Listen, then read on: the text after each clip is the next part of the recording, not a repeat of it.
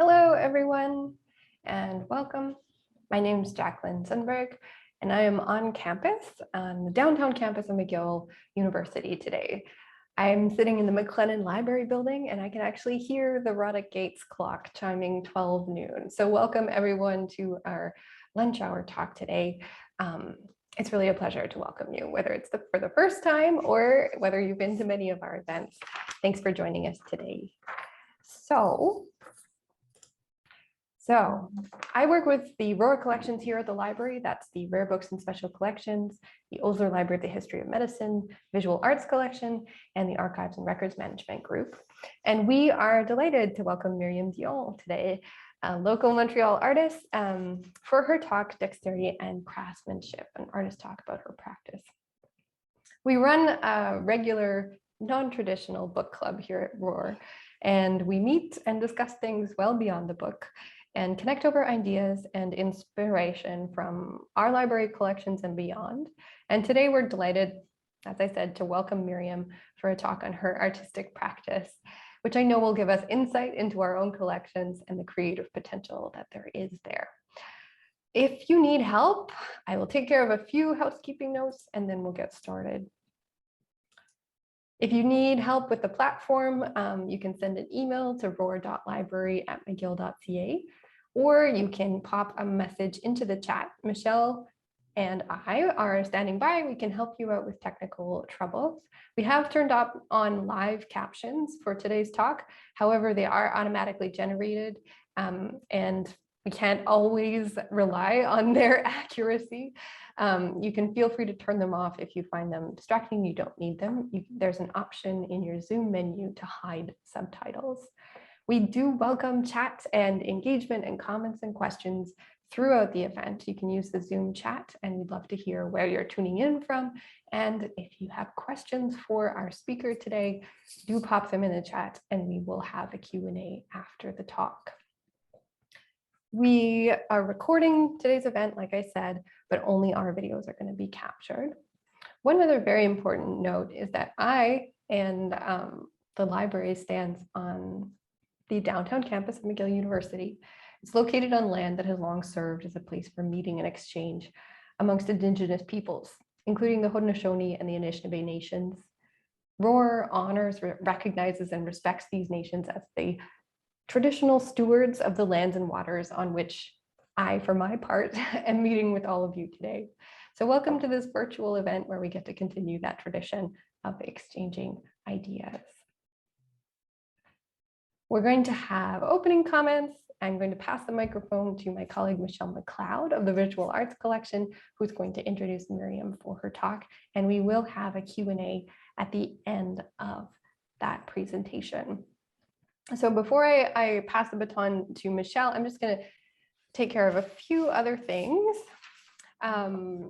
We are fortunate, really, at ROAAR and at McGill that the Visual Arts Collection is actually a part of the library, though it's on display throughout campus. It is a part of under the library umbrella, and we're delighted to have them. Our collections have grown over the years through gifts and donations, and they're now an active and growing resource for scholars, artists, students, and the public to enjoy and use. Events like today's are an important part of what the library does. We're always delighted to showcase the work in our collection, but it's also a special privilege to be able to host artists to talk about their own work, their process of discovery and creativity. We are in the business of sharing knowledge. And today I look forward to learning from Myriam about her craft and the thoughtful work that she creates. We'll give Myriam, as I said, a proper introduction in a moment, but I just want to say a few thank yous for everyone who makes these events possible. Because of the support of donors, we're able to offer all of our events freely to all. The generous financial support of private donors, Ron Harvey and Doug Bagley, allowed us to unlock matching government funds from the Social Sciences and Humanities Research Council to support events like these. So an enormous thank you to them. Thanks too to the staff who are working to make these events possible. Today, Michelle and myself are running the show. We look forward to new spaces for future events with our building redesign, which is called Fiat Lux, and it's an active project reimagining this building, the McLennan Library Complex, And the fiat lux means let there be light. So we hope in the not too distant future to transform this current brutalist building to meet the needs of the 21st century library and collections. It's an exciting moment for us when we get to reimagine the space so as to better preserve and animate our collections. And your support is needed. Find out more about that project and how you can get involved on our website. I'm going to pass the torch now to Michelle of the Visual Arts Collection. For those of you who attended our ROAAr Book Club meeting last October, you may recognize Michelle. She gave a fascinating and memorable talk about doubling in photographic portraiture. Michelle is going to start our program today with some selections from McGill's Visual Arts Collection. So take it away, Michelle. Thank you so much. Sorry, jumped the gun with my PowerPoint. Thanks, Jacquelyn. Today, it's my absolute pleasure to introduce Myriam Dion to this exciting ROAAR talk. We talked earlier this week, and I did mention that I'm a big fan. I've been following her work for quite some time, so I'm really excited today to learn about what she does behind the scenes and learn more about her art practice. Here at McGill, we have a wonderful, rich history of inviting artists to talk on campus and now remotely, because we have so much to learn from these creative minds. At the Visual Arts Collection, where I'm the assistant curator, our mandate is to populate the university environment with works of fine art, not only to create a collection that can serve as a resource for study for students, faculty, and staff, but we also like to offer our community the opportunity to engage firsthand with works of art. Our collection now consists of nearly 3,500 works of art, and it's growing seemingly every day. And we're really proud to say that about 90% of this collection is on display all over McGill campuses. I think that we can all agree that after being online for nearly everything these days for the last little bit, being in the presence of an actual physical artwork can be quite transformative. I was lucky enough to see a work by Myriam Dion at the Papier Art Fair this last November. I first encountered these two beautiful artworks in the gallery space. And of course, I kept to a reasonable distance, but before long, I found myself sort of inching closer and closer, needing to see the work up close. And I was compelled to get really close to it to appreciate the beautiful intricacy of what she does. As I looped around the gallery space, I came back to these two artworks, and I was observing how people moved around them. And I wasn't shocked to see that almost everyone was doing what I was doing. They first took a glance from far away, and then they inched closer and closer.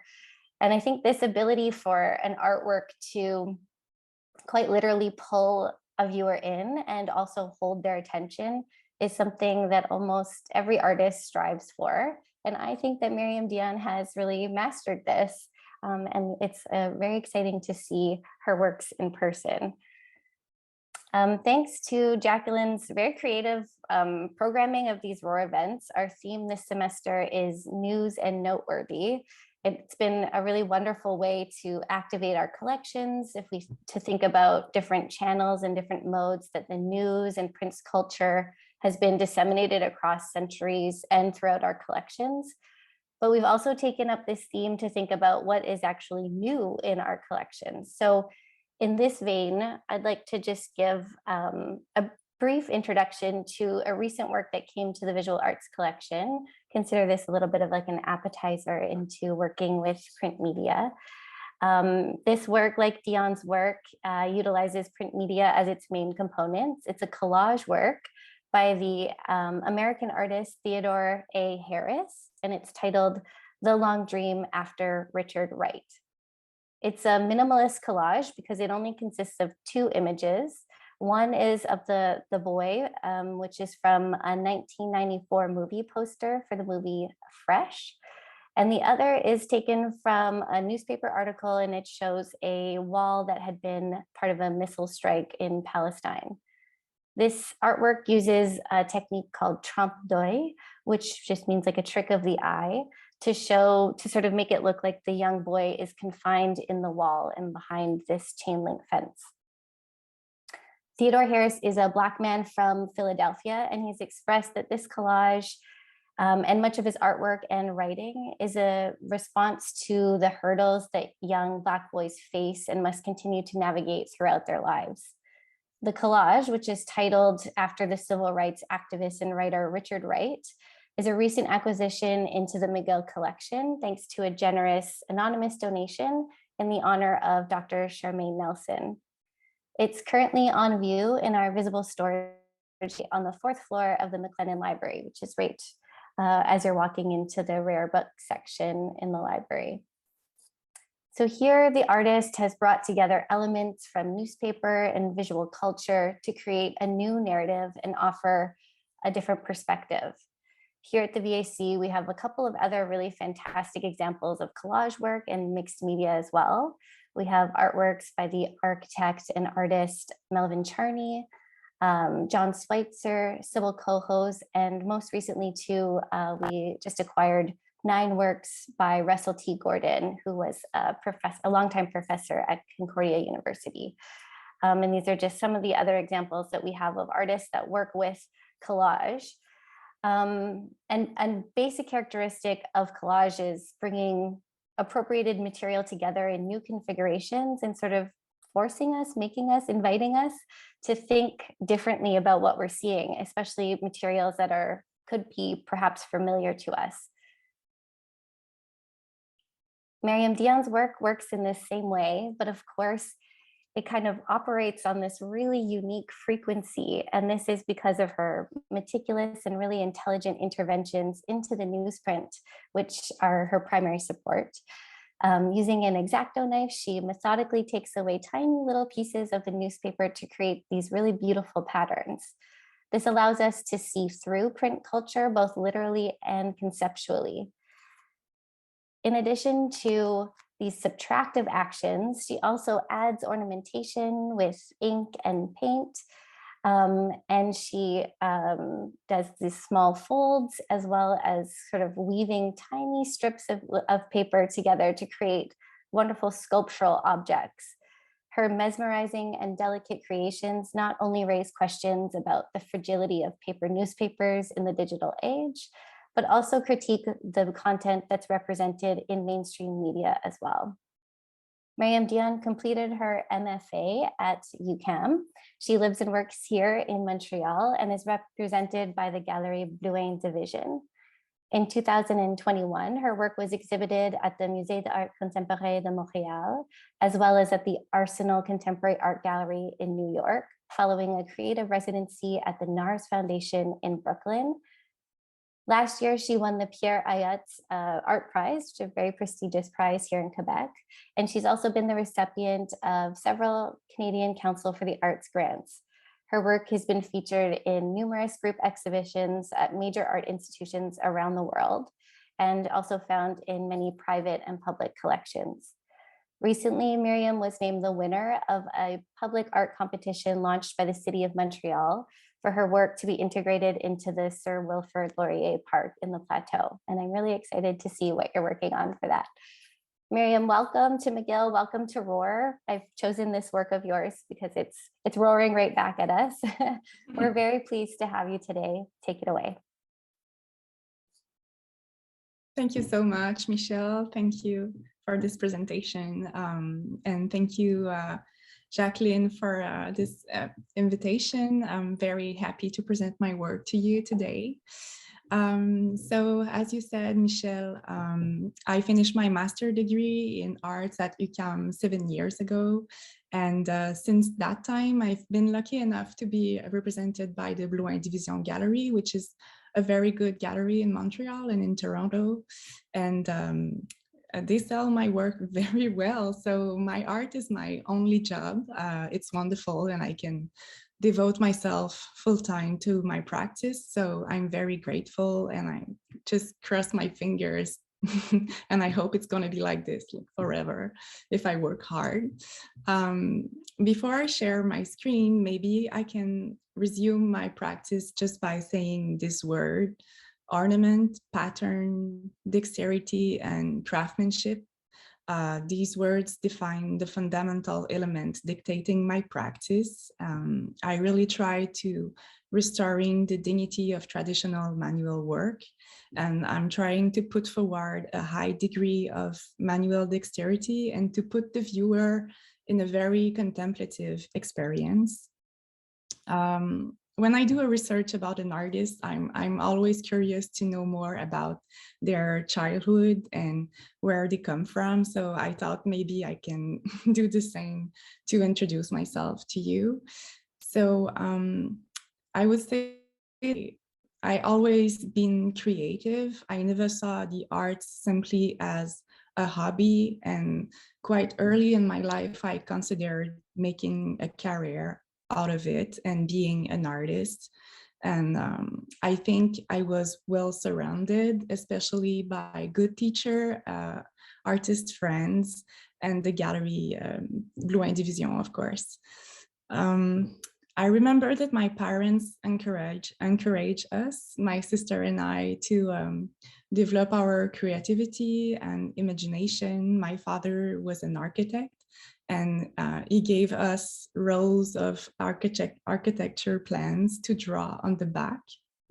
And it was like a very large paper. We could like literally lie down on the sheet and trust the outline of our body. It was very cool. And my mother was a preschool teacher. She brought a lot of material back home, like all kind of gouache, pastels, some sort of paper with original colors and patterns, very special pencils. So a lot of nice stuff for craft.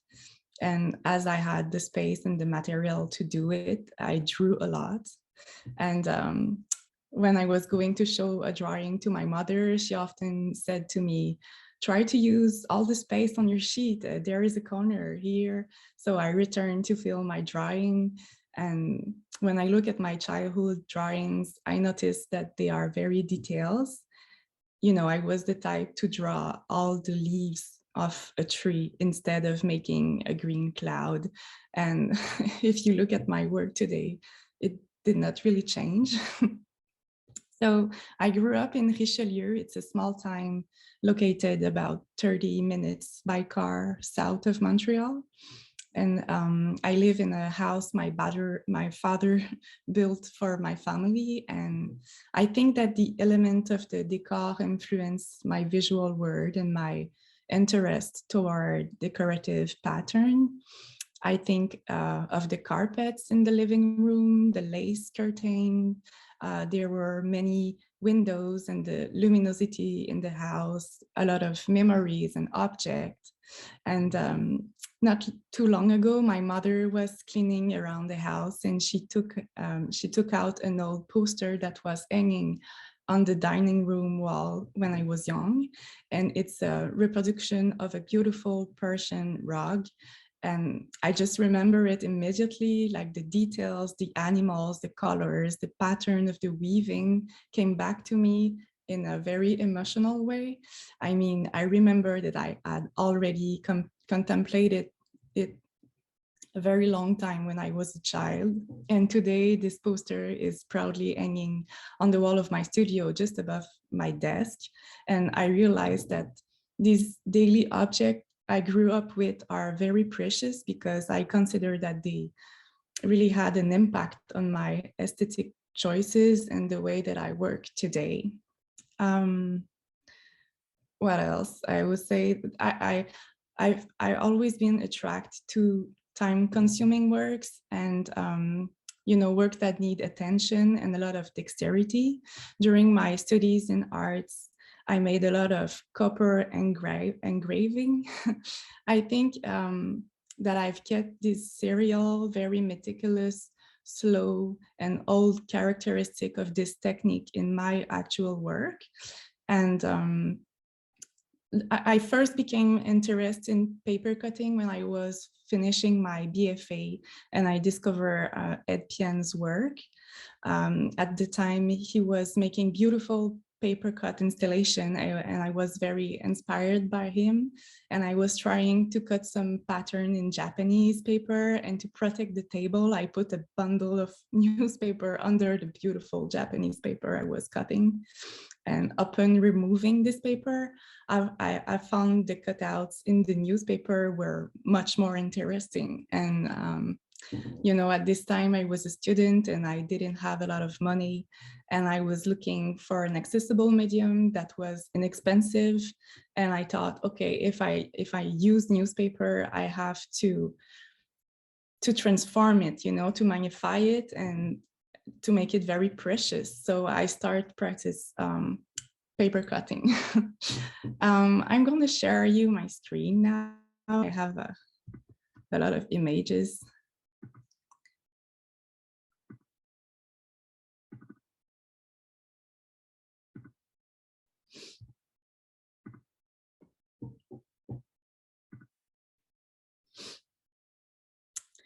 So my studio is at home. I know that for several artists, it doesn't work and they really need a separate space. But for me, it works quite well because I don't need much to work. You know, it allows me to like, I just need a table and a good light, and that's it. It's very simple.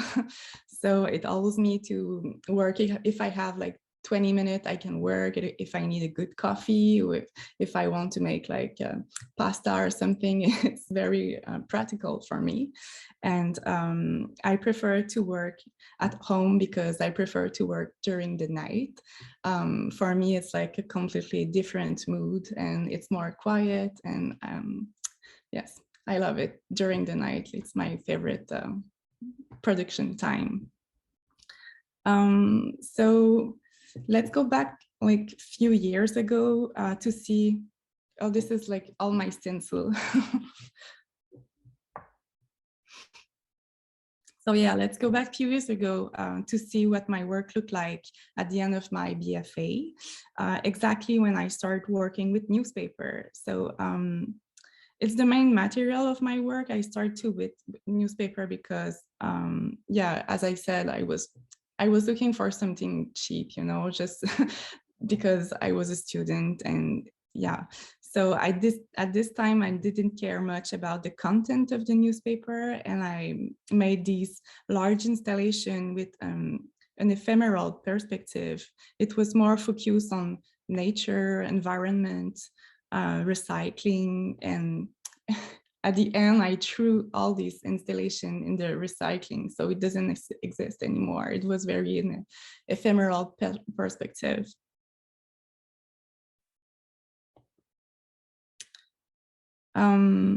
So it was really like a game for me, a game of pattern, you know, like symmetrical folding paper, a formal research on textiles and lace, and the way that the paper falls like a curtain.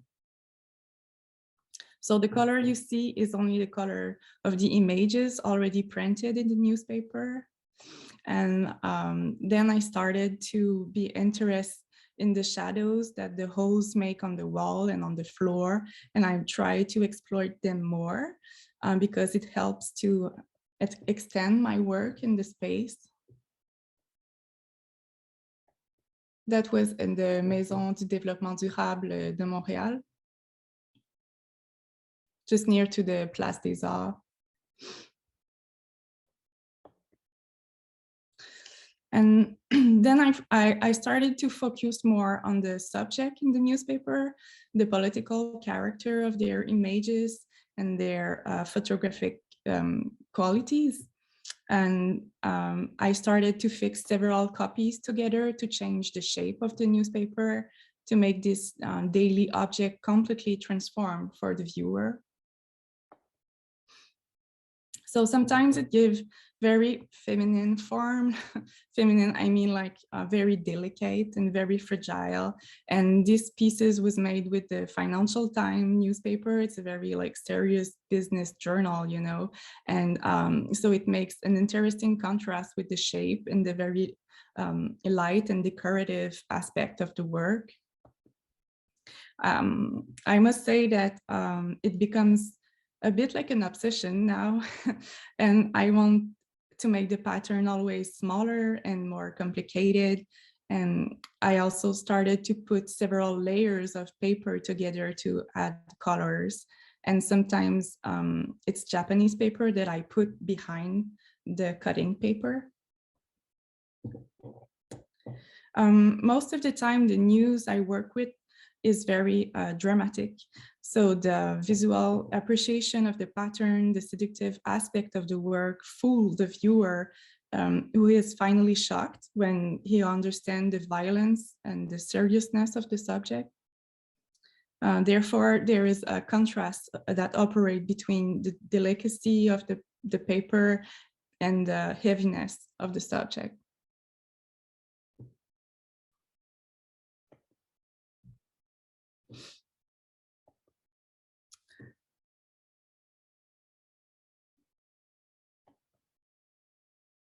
You can see there, like, sometimes it's funny because there is already like good composition in the newspaper. So here you can see Donald Trump, and he seems to, you know, say, get out to this little migrant girl.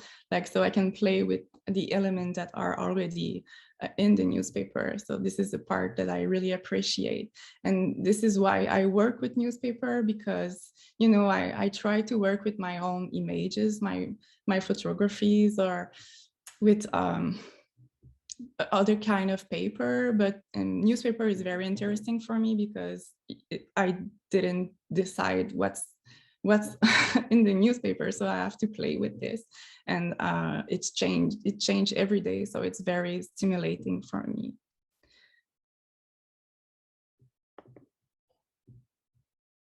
I also started to add gold leaf in my work. I find that it's very interesting because there is a tension between the poverty of the base material and the precious character of the gold leaf. It adds something very precious and ornamental in my work. Here is this is two pieces made from the article about the Notre Dame Cathedral fire. So I reproduced the shape of a rose window, and I started to integrate paper weaving. Yeah, I think you can see maybe in the other images.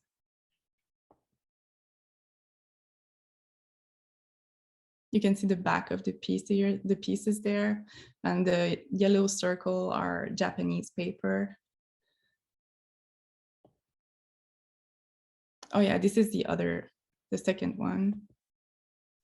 Those pieces are very large. It's like 1.5 meters approximately.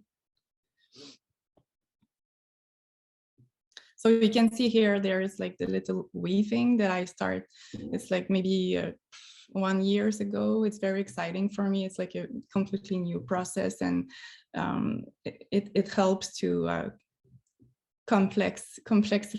I'm sorry for my English. I'm a francophone, so maybe I'm gonna invent some word, but sorry. Yeah, so I'm trying to make it more and more complex. So if I had the weaving, for me, it's a way, I want you to be like, okay, what's the first step? How she begin the pieces? So for me, it's very important to have this texture and to, I want to look like a textiles, you know.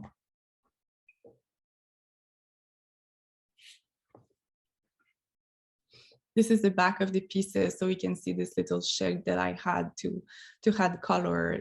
It's at the end, it's not very fragile because there is a lot of layers of paper.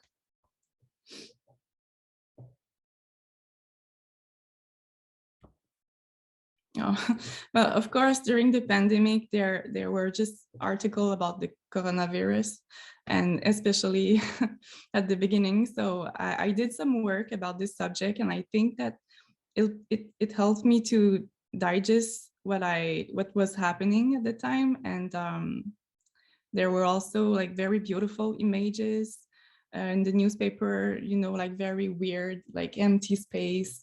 So I decided to use it, and I think that, yeah, it helped me to pass through this weird production time. So you can see here my little stencils.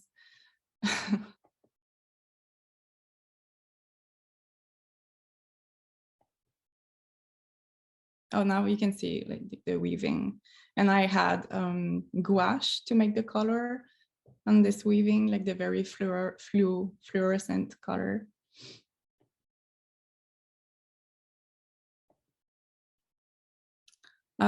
This is Russia. It's during the pandemic too.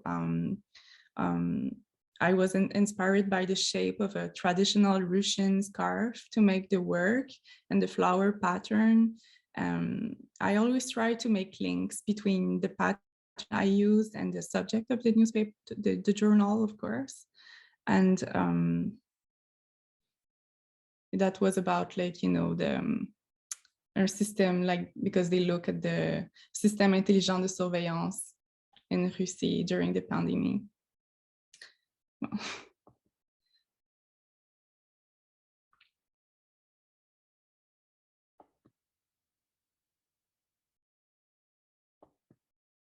This is the back of the pieces.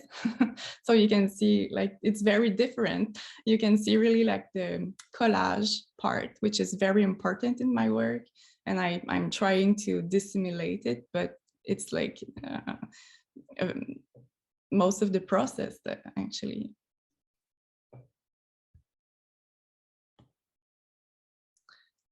This work, I have integrated pattern that I see during a trip in Spain 2 years ago.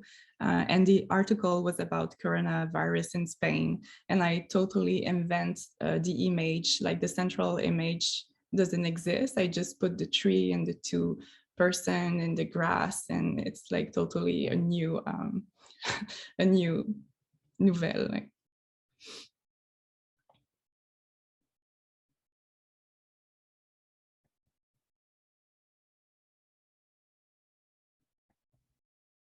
And this is the back of the pieces. Oh, sorry. So I've done a lot of work about the wildfire in California. The images are always terrifying and spectacular at the same time, and the color are beautiful. So for these pieces, I was inspired by a very old book on wildflower in California and the iconic flower of the States, which is the orange poppy. And yeah.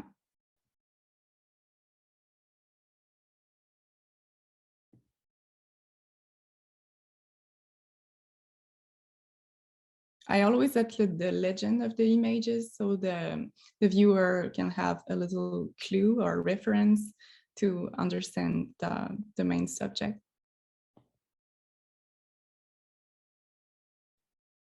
I'm also very inspired by William Morris and art and craft movements, and, you know, yeah, all the Owens Jones too, like all this very good artisan that work with patterns and decoration.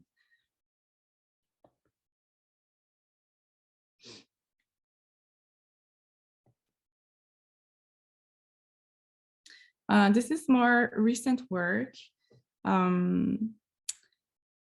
Yeah, I'm very excited because it's I begin to integrate drawing in my pieces. This is something very new for me, and it's very cool to experiment this part.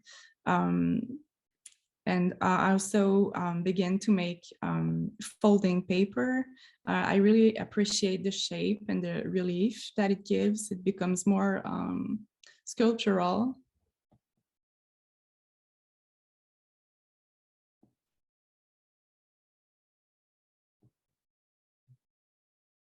I also wanted to show you a work that I did during my residency program in New York last year. And I think it's particularly interesting in the context of this presentation because it's a work that I made with a very old newsprint. So this one is about Isabella Goodwin, the first woman to be appointed as a detective in New York City. I have to admit that the article was very condescending and you know, it was mostly emphasized that she will be like on trial and will be very closely supervised by men. So I removed most of the article and I changed the shape of the newspaper to insert the image in the center as you know, the title too, and I just want, you know, to make like it's the front page. So I changed it completely. And I had a lot of gold leaf and ornament to enhance more this exceptional woman and glorify her in own way.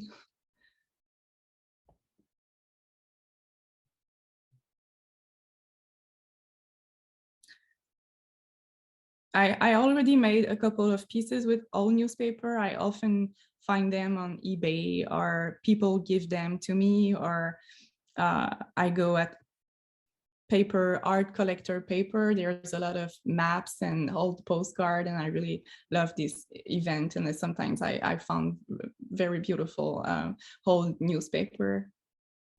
And I think there is a kind of tension between this.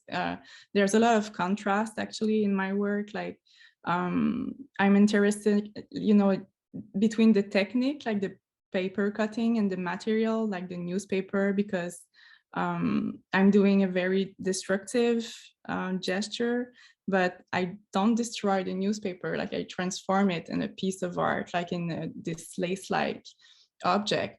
And yeah, so, and there's another contrast, like in the fact that it's very fragile aspect, but it developed a dialogue with the heavy content of the newspaper.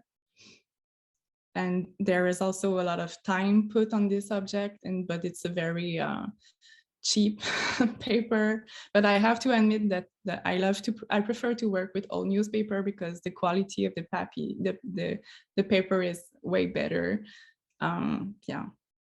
So this is another pieces that I've made with old newspaper. I think it's my favorite work in my production. It took me so long to do it, but it was really fun at the same time. And I present these pieces in New York last year, so I was very excited about that. So there's a lot of drawing in this work. It's a journal about that show Egyptian obelisk that will be on display in the Central Park in New York. And it's still there, right to the Met Museum.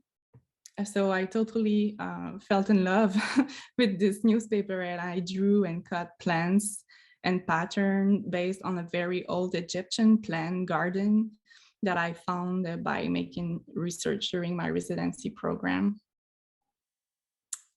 And yeah, I wanted to show you these pieces because there is a lot of drawing, and I'm very excited to like introduce this new element in my in my practice.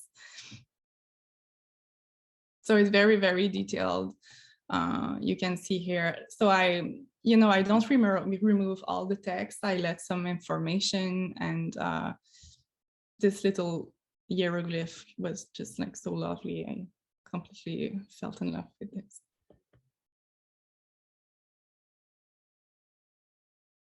And there were this little shape here too.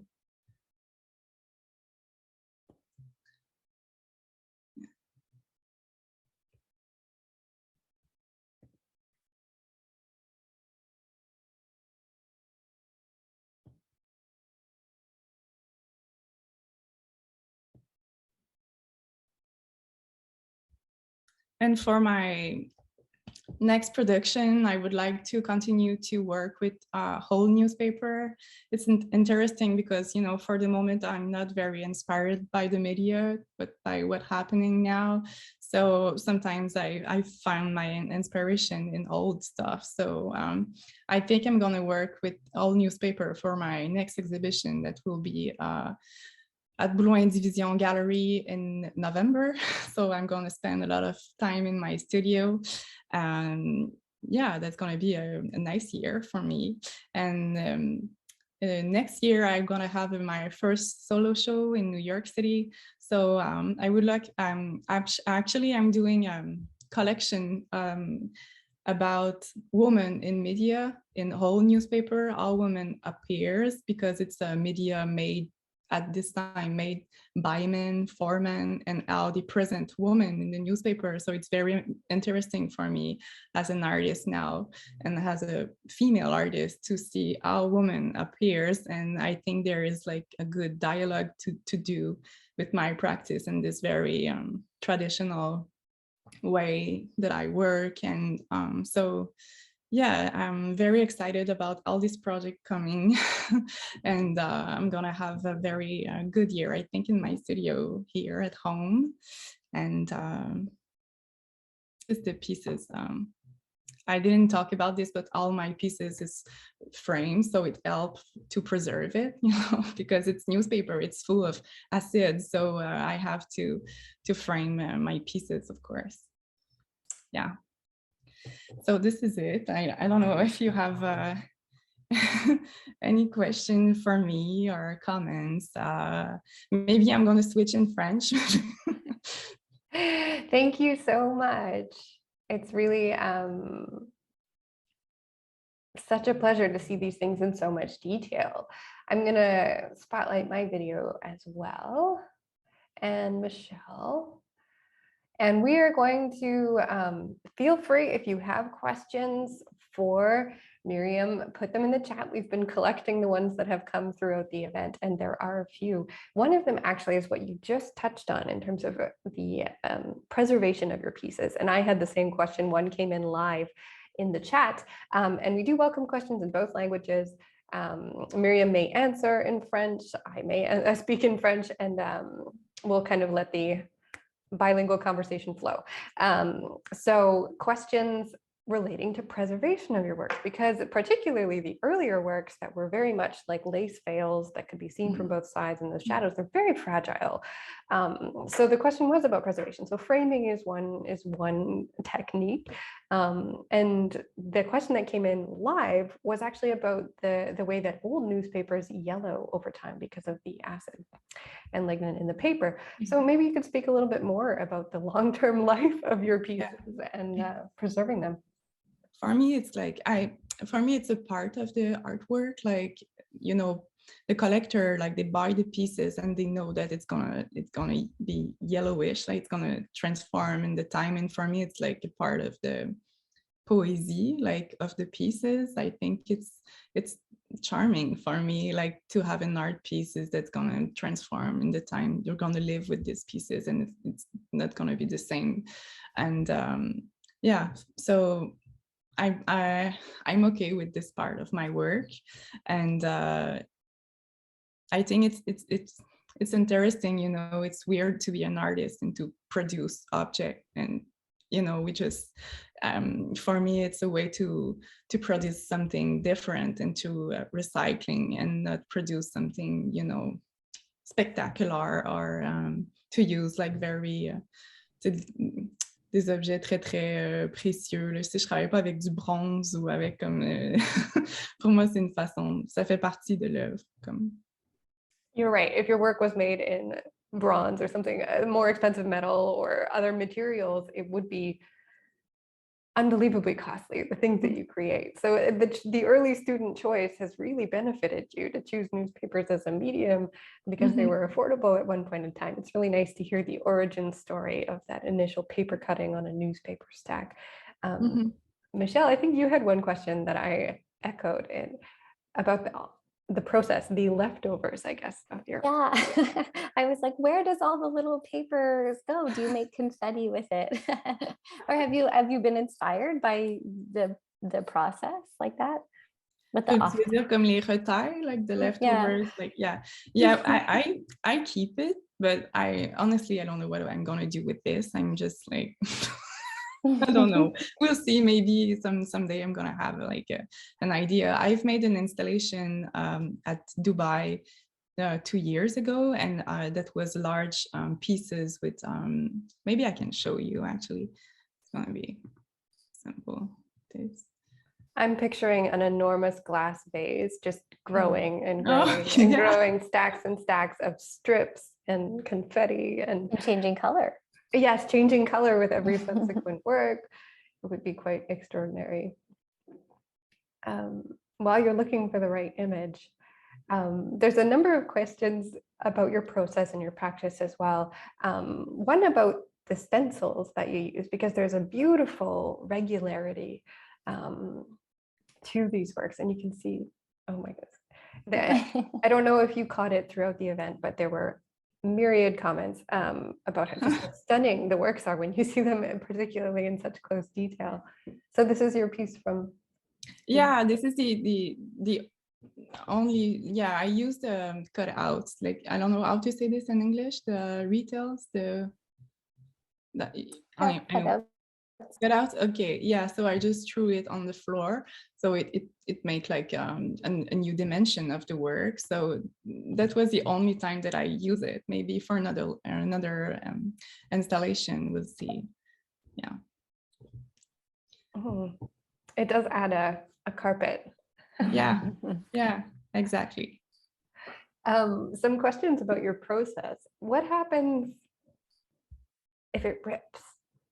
Oh my God, yeah, it happens a lot of time. Like in all my pieces, there is little mistakes, and it happened when I'm getting tired, or when I just, I continue to work, but I am too tired, and it ripped. And I make little plaster at the back of the pieces with little piece of paper and glue. So I have some technique to make it, but it happens like big accident, like I threw my coffee into the pieces, and I have to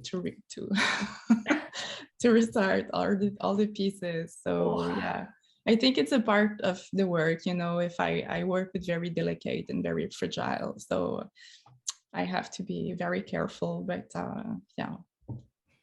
The other question, I have a follow-up on the same sort of vein. There's some crossover here between what are the techniques used to preserve our rare collections and your own works. The same level of care and attention goes into preserving our collections. And I have to pass on the secondhand joke from the head of Rare Books and Special Collections. When I told him about this talk, he was like, "Don't let her near our historical archive," with her X-Acto knife. So he was delighted it was a virtual event.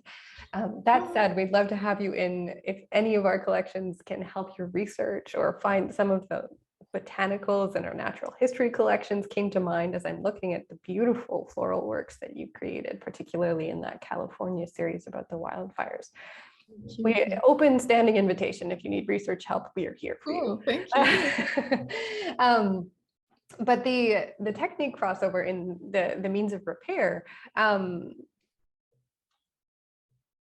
one of the questions that just came in is actually about that process of repair and the back. There was an evolution in your works from the early transparency ones to these now that you showed us the backs of them, which is kind of a privileged insight. How do you get the back to make such repairs, especially on large pieces? Like, I guess maybe a question about your paper sources and what you use for those backing pieces. About the glue I use, or glue, or the paper, or okay. I use the Japanese paper. So we just talk about this fabulous store on Fairmount. I think that was the Japanese paper. So yeah, so I think it's gonna help the newspaper to preserve the newspaper, because it's a very good paper, very strong, very so yeah, I think it's gonna preserve my pieces. And I use this, I don't know if I have this glue. I'm gonna show it to you. I use this glue. It's a very good glue, like archive glue for the museal and the book too. So yeah, I try to use good quality to help to preserve my pieces. Yeah. So And what about, you talk about the back of the pieces? Well, I think the question in particular, oh, there's a clarification that came in. This is from Susan Copeland in the chat. She's interested on the particularly large pieces. How do you access the back? Do you work flat or hanging or vertical? Oh yeah. How do you get your flat. hands under them without ripping your large pieces of paper? Yeah, I work, I work with section. So I work like, I don't know, sometimes it's larger section, but I work by section and then I assemble, I glue the section together. So it's simple for me because it's gonna be too hard for my hand to go in the middle of the pieces, and yeah. That makes a lot of sense.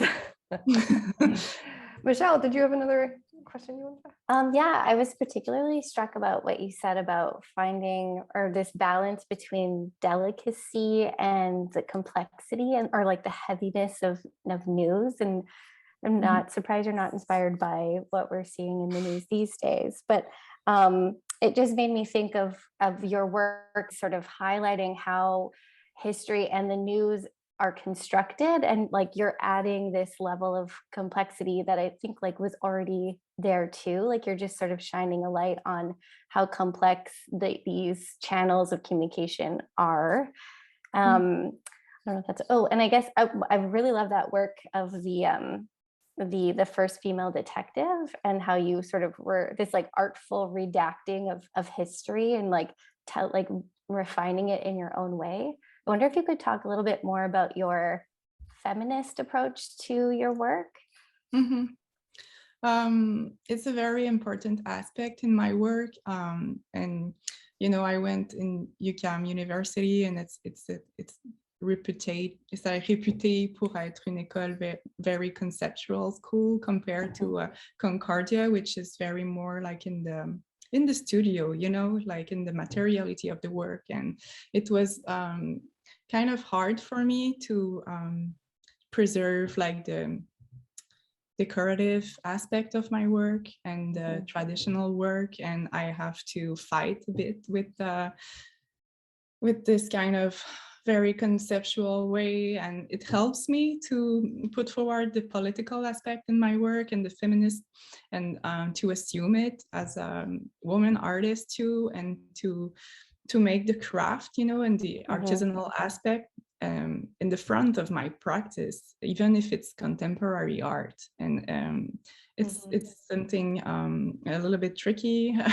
It's always there, like the minor arts and the major arts. I'm not a painter or a sculptor, so it's a very an enjeu. It's a very big issue in my practice. So and I think it's gonna be the main subject of my my exhibition in New York next year. So I really I'm very inspired by Fimage. I don't know how to say Fimage. It's the Myriam Shapiro, and it's the way to use the collage and to put forward like all the dexterity and the composition with little elements and lace and feminine object, and to transform, and to transform it in a piece of art, and to introduce these pieces in the museum and in the institution, and Whereabouts in New York is the show? At what gallery? In Arsenal Contemporary. Okay. I'm very excited about this because it's going to be in a new location. So I look forward. Sorry, my English is awful. Very exciting. Une autre question qui est venue, another question that came in was, we've had a couple about the stencils that you use. One asking whether they're commercially available or do you create your own? I'll tack on my own question. I feel like you might create your own, and I wondered what you use because it seems so regular over the scale of a piece. Do you create your stencils out of paper or cardstock or vinyl or something more durable? It's a very good question. I can show you actually. Studio tour. It's on paper. I just draw it on paper and then I reuse it. But I have to make new one because some are very old, and so I don't know if you can see like this. And I just put this on the paper, and then suppose I want to cut like these green book, so I put the directly, and then I'm gonna cut with my little X-Acto. So and I just remove and do the surface that I want. So I have like a lot of yeah. It's more for the geometrical pattern because it's very you know, it's so complex. I cannot just cut like this. But for a more organic pattern like those one, I don't need to make any stencil. It's like drawing. It's interesting that you just said you didn't describe yourself as a painter or that, but then I look at the works you've just shown, and clearly you are, especially this Egyptian obelisk piece. Yeah, kind of. Yeah, and for me, it's particularly fascinating the incorporation of weaving into your works, which brings it closer to fiber arts, which I love. So I'll stop talking about myself. But my question is if you could tell us more about that weaving process, because it seems like it would be a huge risk to ripping the intricate patterns that you've already carved into the paper. Yeah, it's a huge, it's it's like for me it's another step that I had to, so it's longer and longer, but I really appreciate the materiality that it gives. As you said, it's very more like textiles, and yeah, it's very fragile, but you know, I'm very obsessed, so I want it very complicated. And yeah, I just started new pieces. I can show you if there is like it's like twisted weaving. I'm gonna take this. Yeah.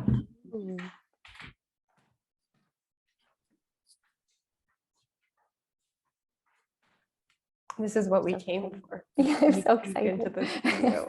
Reveal. Oh, wow. So as you can see here, Wow. this is like the weaving here.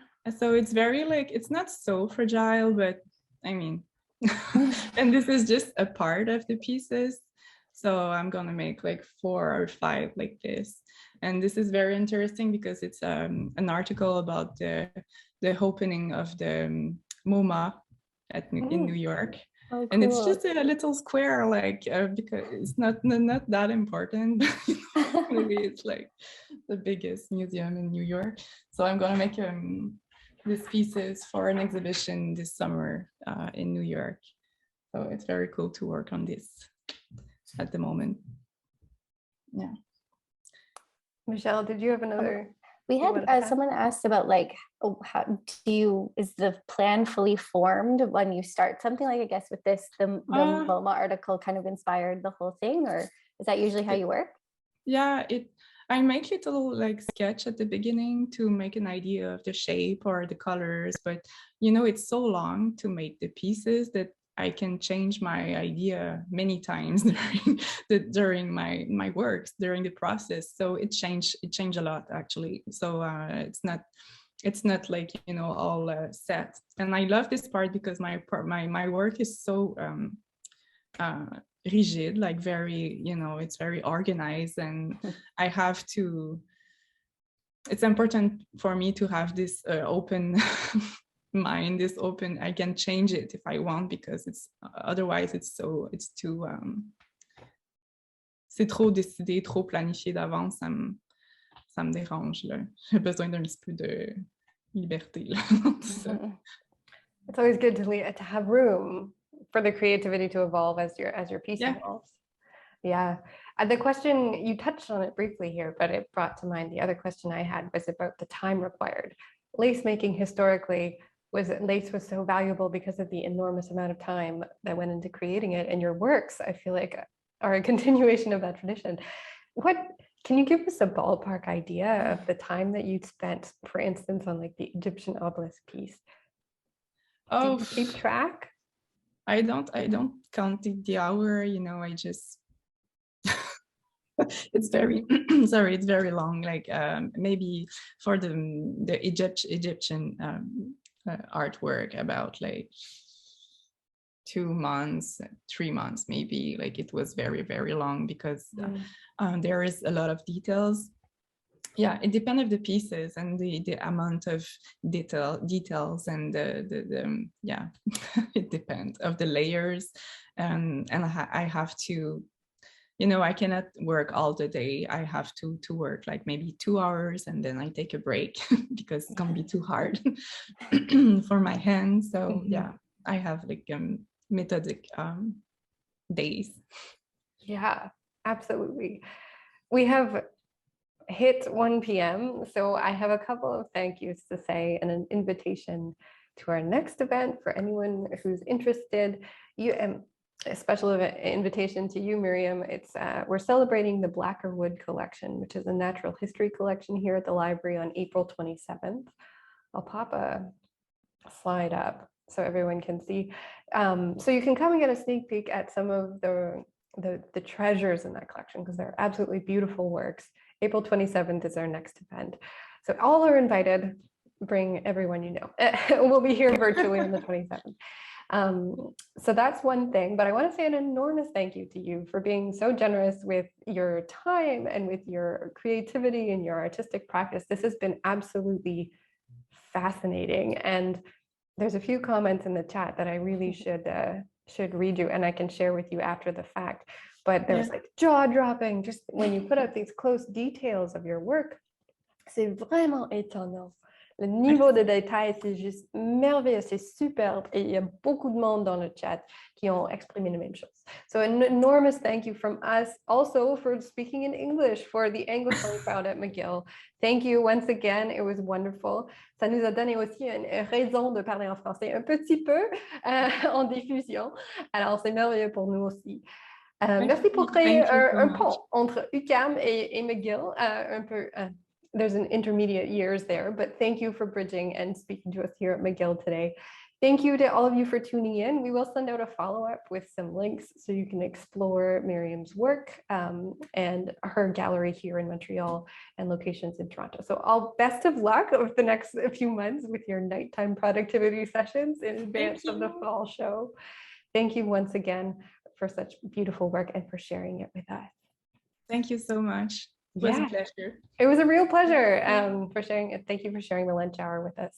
So thanks everyone, and enjoy the rest of a rainy Wednesday and all the best with the holiday weekend.